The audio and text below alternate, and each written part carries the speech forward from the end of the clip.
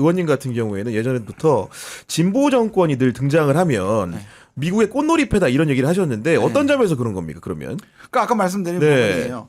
그러니까 일단 지금 역대 진보 정부라도 미국을 비판하거나 한미동맹을 부정하고 살아남을 수 있는 정부는 하나도 없었고요.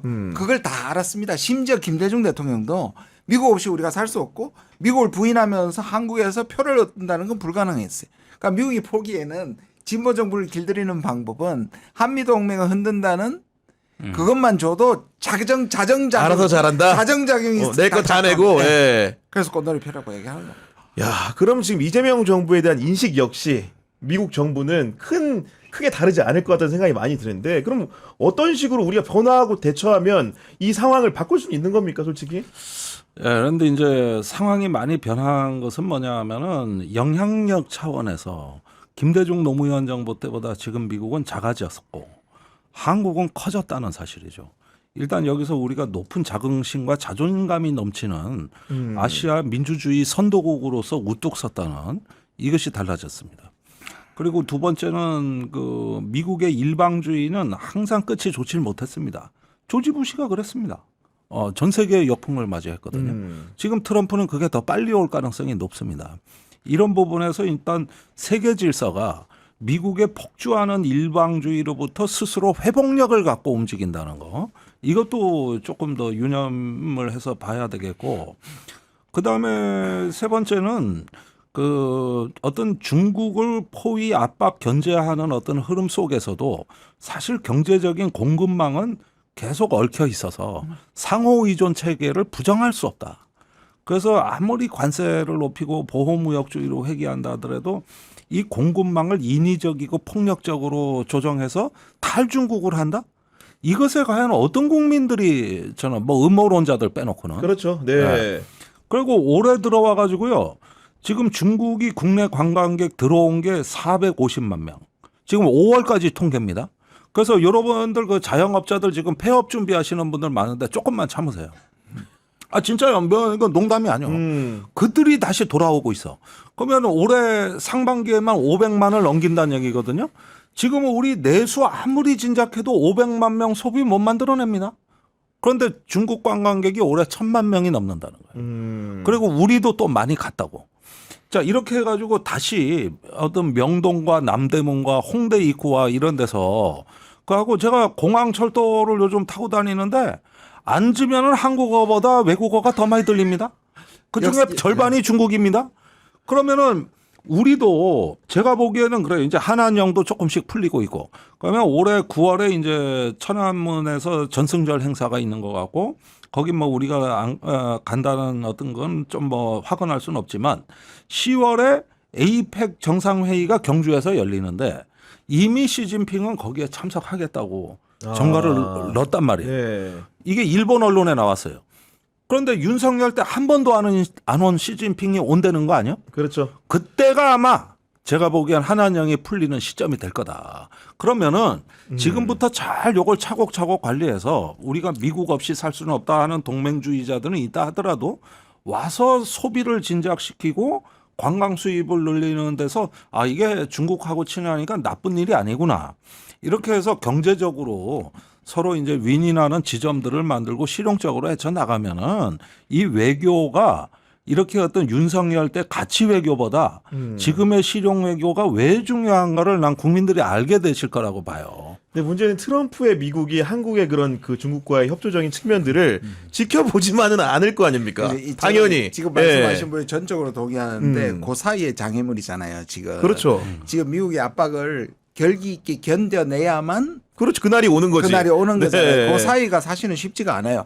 특히 전 정부에서 대폭적인 양보를 혹시라도 약속했다면 우리가 약간의 파열음을 감안하고 하더라도 이겨내야 되는 거잖아요. 그게 저는 너무 중요하다고 생각을 하는 거예요. 근데 다만 이 대통령 그러니까 이재명 대통령이 느리게 하겠다. 저는 전적으로 찬성하거든요. 그러니까 제가 지금 미국을 어떻게 다뤄야 되느냐 이 책에서 얘기하는 게 느리게 함께 당당하게입니다. 느리게는 트럼프는 계속 지금 목표물을 움직이고 날짜를 움직이고 요구사항을 움직여요.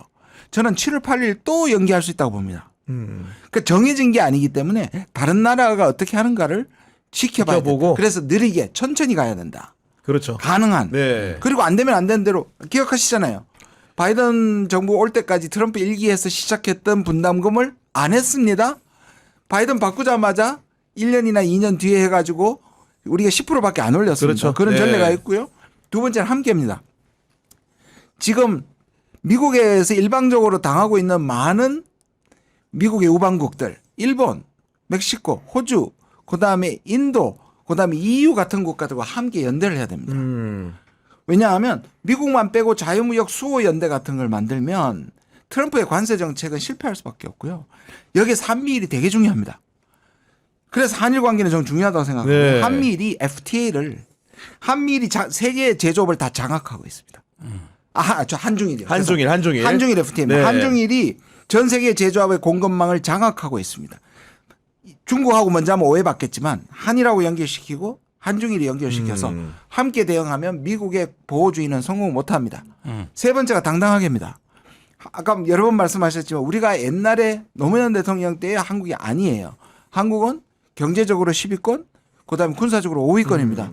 그러면 여기서 그리고 이 국민들의 지지를 받아 있는 이 대통령은 조금 강하게 미국에 버텨야 된다. 저는 그게 되게 중요하다고 그러니까 느리게 하고 당당하게는 우리가 결정하면 되는 문제니까 네. 어떻게 네. 보면 이재명 정부가 하면 될 것 같은데 네. 함께의 측면에서 아까 한중일 네. 이제 공동체 얘기하셨는데 일본의 이익 관계, 자국의 판단은 좀 어떤 겁니까 지금? 지금 일본도 네. 처음에는 뭐냐면 이시바가 가가지고 아부 얘기라고 불렀어요 스스로. 아부 외교라고. 일본 언론이 이거 아부 외교다. 그래 아부 외교가 성공했다고 처음에 평가했다가 뒤통수 네. 맞았잖아요. 우리 정의선 현대자동차도 31조 아부했다가 뒤통수 지금 맞고 있습니다.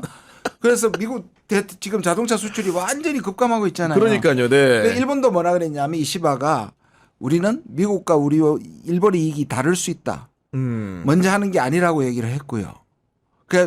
그리고 중국과 러시아와의 접근을 지금 더 추구하고 있습니다. 그럼 하나 더 보태서 여쭤보면은 일본이 경제적 이익 관계가 우리와 일치한다는 거 알겠는데 네. 안보적 이익 관계는 어떻습니까? 안보적 이익 관계도요. 네. 이시바는 독특하게 그래서 이시바가 참여원에서 승리를 해야 되는데요. 네. 이시바는 그 옛날에 대도공화 공영권과는 좀 다른 아시아주의. 아시아 그러니까 일본은 늘 우익들은 유럽과 미국을 선망해요.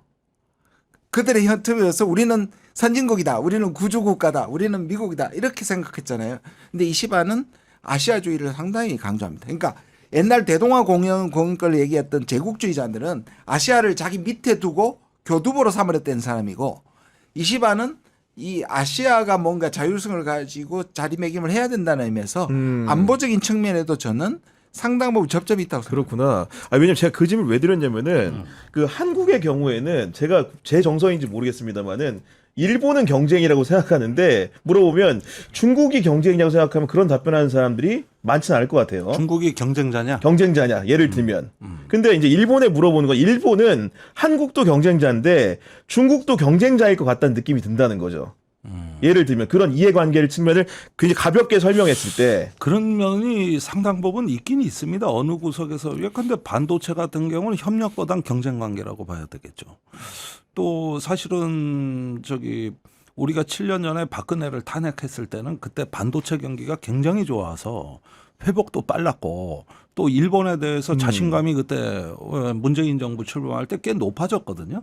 그게 이후에 뭐 한일 관계가 경색됐다 그러지만은 사실은 제가 보기에는 꽤나 한국이 커진 만큼 일본에 대해서도 자신감이 있었다고 봐요.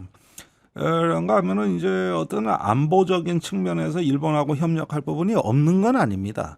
있기는 있는데 뭐 유엔사 후방 기지가 일본에 8군데나 있고 또 미군 차원에서 이렇게 하나의 정부로 보는 시각도 있기는 있죠. 그렇지만은 일본이 한반도의 한국 주도의 통일에 대해서는 항상 반대해왔고 반대죠. 또 한반도 평화 체제라든가 육자 회담에서도 항상 스포일러 역할을 해왔고 그러니까요. 이랬던 걸 보면은 대한민국의 생존의 이익에 대해서 일본이 과연 우리의 어떤 저 한국의 어떤 국익에 맞는 어떤 거 보조를 취해 왔는가 이 점에서는 저는 아직까지도 그렇죠. 공감대가 네. 좀 부족한 게 그거는 최근까지 경험이거든요. 그리고 역사 문제는 별개라 치더라도 네. 그건 역시도 중요한 문제거든요.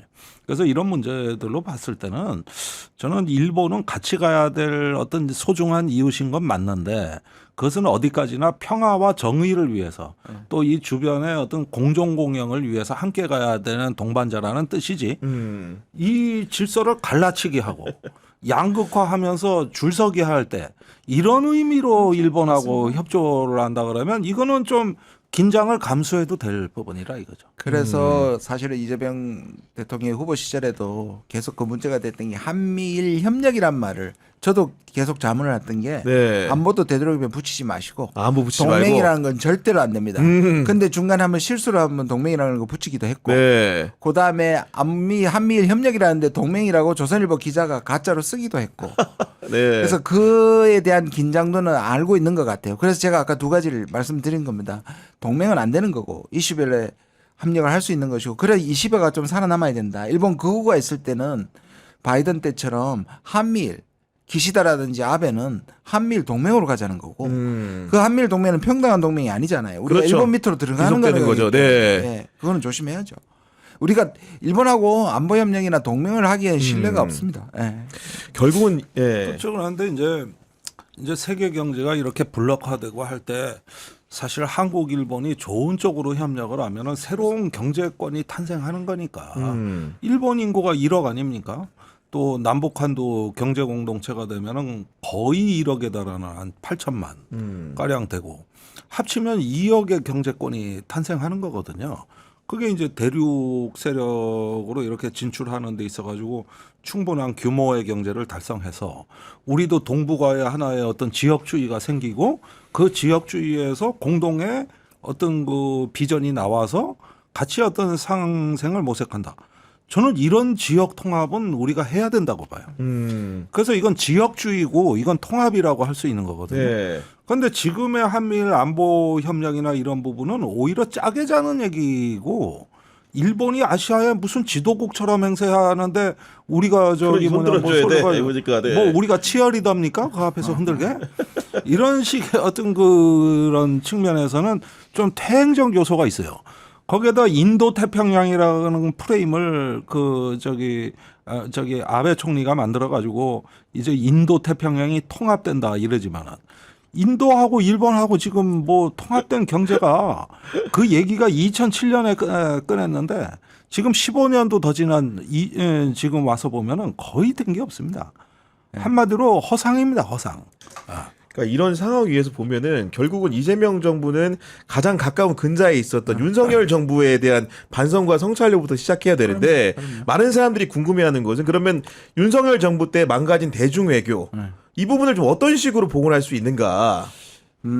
기본적으로 이제 미국의 바이든 대통령의 민주당 정부의 이제 소위 말하는 가치 외교잖아요. 그 가치는 자유주의, 인권, 민주주의입니다. 네. 그 자체는 나쁘지 않은데 이걸 잘못 적용하면 어떻게 되느냐 하면 우리가 그걸 추구하는 것과 그걸 추구하지 않는 국가와는 아예 단교에 가까운 이 적대 관계가 된다. 이 두 가지 차이거든요. 그러니까 가치 외교를 반대하는 게 아니라 이 가치 외교를 외교에 적용하면 세계의 그 세 가지 가치 자유, 민주주의, 인권이라는 거를 적용할 수 있는 국가가 70개국밖에 안 돼요. 그 나머지는 전부 다 사실 지금 미국도 그렇죠. 민주주의 네. 문제가 생기고 있는 나라고 일본도 그렇잖아요.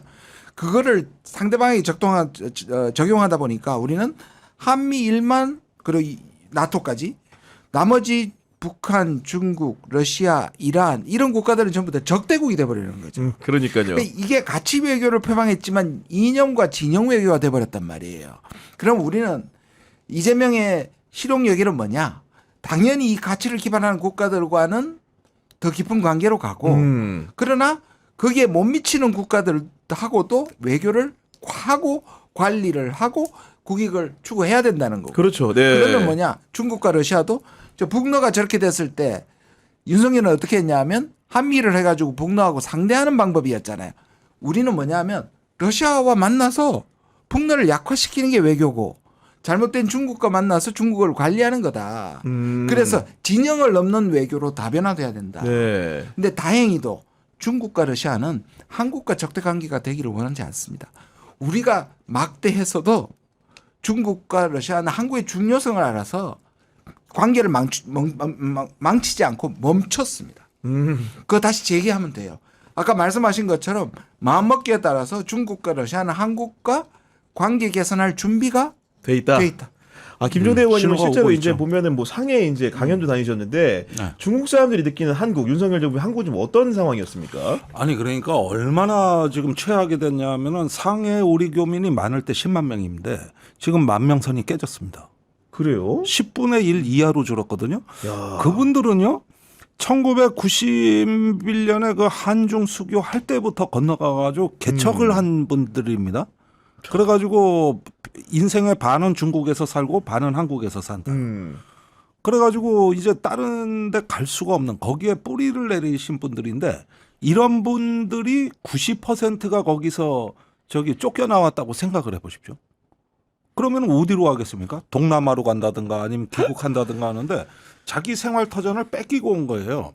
즉 교민의 난민화입니다. 교민의 난민화. 이게 윤석열 정부의 저는 후과라고 보는데 이건 박근혜 정부 때부터 시작된 거예요. 그런데 보십시오. 지금 전 세계에 우리가 200만 교민이 넘는 나라가 미국하고 중국밖에 없습니다.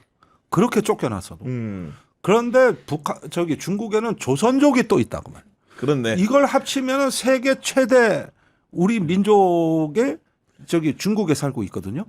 아니 이분들이 사회적 지위가 푹푹 떨어지고 그리고 이제 조선족들이라고 하면 내가 옛날에 심양에 그 사회과학원 방문했을 때는 주된 한국 연구자들이 다 조선족이었는데 네. 지금 하나도 없어요. 전부 그래요? 쫓겨나. 그러니까 그만큼 추락한 거예요. 거기에다가 시내도 맘 놓고 못 떠나다녀. 거기에다가 상해같이 제일 많이 사는데 90%가 쫓겨나서. 아니 세상에 이것처럼 큰 국익 손실이 어디 있습니까? 30년 외교를 그냥 말아먹은 거지. 아니 여태까지 어떻게 해서 만든 우리 생존의 공간인데 이걸 이렇게 망쳐놓을 수가 있냐 이게. 그래서 제가 여기 유튜브 나와서 뭐 떠드는 거 뭐 이렇게 해서 상해 가면은 전부 다 봐서 여기보다 구독률이 더 높아. 네. 이것도 다 볼 거야 아마 이것도. 아니 그 대중관계 그러하고 이제 끝으로 마지막 주제가 그 남북 관계를 얘기 안 할 수가 없는데 사실 남북 관계는 어디서부터 시작해야 되는지 상상조차 안 됩니다. 그렇죠? 네. 뭐 일단은 트럼프가 문을 두드리고 있는 것 같아요. 자기가 얘기한 것처럼. 근데 북한이 안 여는 것 같아요, 문을. 트럼프는 지금 진행되는 것보다 더 과장되게 자랑하잖아요. 지금 얘기하고 있다 정도만 얘기했거든요. 네. 그 말은 두드리는데 문 안 여는 거예요, 이거는. 그러니까 조금만 나왔어도 트럼프는 이미 떠벌렸겠지. 이미 떠벌렸을 거예요. 네. 그래서 그건 왜냐? 북한으로서는 2019년에 하노이의 트라우마가 너무 크고 그다음에 북한은 정말로 두 국가로 가기로 했고 한국과 미국에 대해서 기대할 게 없다고 여기고 특히 정권이 바뀌면 180도 변하는 거에 대해서 이골이 난다? 진절머리가 난 사람들이에요. 그러면 어떻게 출범해야 되냐? 저는 여전히 트럼프가 손 내미는 것은 가치가 있다고 생각해요. 일단 계속 높아지던 남북 간의 전쟁 위험이라든지 긴장은 떨어질 거 아니에요. 그렇죠. 양자가 협의를 하고 예. 대화를 하면 그렇죠. 네. 그러면 우리는 당분간 저는 이 진보 일각에서 나오는 그 희망적 사고가 다시 2018년 again 될 수 있다고 믿지만 저는 좀 어려울 거라 봐요. 북한이 그렇게. 왜냐하면 그때 북한이 아니에요 지금. 훨씬 북러 관계 좋죠. 맞아요. 그다음에 네. 핵전력 상승됐죠. 별로 부족할 게 없단 말이에요. 그러면 이때는 관리를 해야 됩니다. 안보 관리, 평화 관리, 전쟁 나지 않게 하는 네. 그런 방식은 뭐냐 하면 일단 연결을 해야 되고 그걸 위해서라도 당장이 남북에 뭐 군사 합의가 재개되지는 않겠지만 저는 중국하고 특히 러시아하고 이 외교 관계를 빨리 회복해서 일종의 지렛대를 만들어야 된다. 결국 남북한에서 전쟁 충돌 관리를 해야 된다. 이렇게 생각합니다. 이건 역시 1차원적인 질문인데 지금 북한이 러시아란 신대륙을 발견한 것 같다는 느낌도 드는데 북러 관계가 가까워지면 중국과의 관계는 어떻게 되는 거예요? 북중 관계는. 그래서 중국이 더 중요해집니다. 네. 그러니까 북한이 뭐냐고 하면 최근에 하는 얘기가 북한 쪽에서 들리는 얘기가 뭐냐면 중국은 그렇게 가까운 척하면서 우리가 수십 년 동안 원했는 걸 찔끔찔끔 내놓는데 러시아는 시원해. 1년 만에 다 시원하게 다 주는 거 아니냐고 얘기하면 실제로 하니까요. 그럼 우리는 반대로 중국하고의 관계를 더 친밀하게 가져가야지. 그래야 러시아, 북한, 중국이 중북러가 하나가 안 되잖아요. 그렇죠. 그 이제. 틈을 파고 들어가야 되는 거죠.